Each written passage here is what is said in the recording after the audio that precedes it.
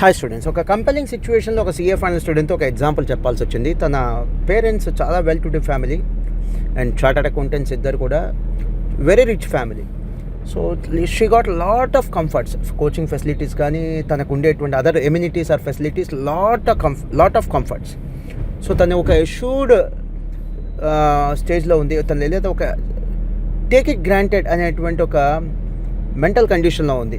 ఖచ్చితంగా నేను పాస్ అయిపోతాను, ఆల్రెడీ మొన్న ఫెయిల్ అయ్యాను, it is purely my bad luck, next time I'm going to qualify for sure అనేటువంటి ఒక స్టేట్ ఆఫ్ మైండ్లో ఉంది. కరెక్ట్ వర్డ్ ఏంటంటే స్టేట్ ఆఫ్ మైండ్. ఆ స్టేట్ ఆఫ్ మైండ్లో ఉంది. తనకి చాలా చక్కగా చెప్పాను, అలాంటిది ఏమీ పెట్టుకోవద్దమ్మా. నీ ఫైనాన్షియల్ స్టేటస్, మీ పేరెంట్స్ చార్టర్డ్ అకౌంటెంట్స్, ఇవేవి కూడా ఎగ్జామ్లో నీ పర్ఫార్మెన్స్ని పుష్ చేయలేవు. కేవలం నీ ఎఫర్ట్స్ మాత్రమే ఎగ్జామ్లో నీ పర్ఫార్మెన్స్ని పుష్ చేయగలవు. సో డ్యామేజ్, నువ్వు సరిగ్గా చదవకపోతే డ్యామేజ్ ఖచ్చితంగా జరిగింది. It is inevitable. బట్ మీకున్న ఫైనాన్షియల్ స్టేటస్ కావచ్చు, మీకున్న ఫెసిలిటీస్ వల్ల కావచ్చు, కొద్దిగా డ్యామేజ్ తగ్గచ్చు, కానీ బట్ డ్యామేజ్ అయితే ఖచ్చితంగా జరిగిందని ఒక ఎగ్జాంపుల్ చెప్పాను. సపోజ్ ఒక 5 స్టార్ రేటింగ్ ఉన్నటువంటి ఒక కార్, దాంట్లో మీరు బై రోడ్ గుంటూరు నుంచి చెన్నై వెళ్తున్నారు.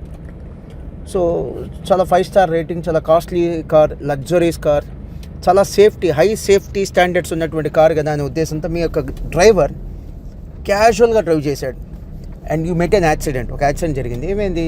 మీరు సర్వే అవుతారు. క్యాజువాలిటీస్ ఉండకపోవచ్చు, లేదా మినిమం క్యాజువాలిటీస్తో, మినిమం ఇంజరీస్తో మీరు బయటపడచ్చు. కానీ మీ జర్నీ అయితే డిస్టర్బ్ అవుతా లేదా? యాక్సిడెంట్ అయింది, మీకేం మేజర్ క్యాజువాలిటీస్ జరగలేదు, బట్ జర్నీ అయితే డిస్టర్బ్ అయిందా లేదా? అలానే నీకున్న ఫెసిలిటీస్ వల్ల నువ్వు పాస్ అవుతావు అనుకోవద్దు, ఫెయిల్ అవుతావు, బట్ తక్కువ డ్యామేజ్ జరిగింది. అసలు ఫెయిల్ అవ్వకుండా ఉండాలి అంటే నీ ఫెసిలిటీస్ని ఫ్యూయల్గా మార్చుకొని ఫస్ట్ ఆఫ్ ఆల్ ఎఫర్ట్స్ పెట్టు.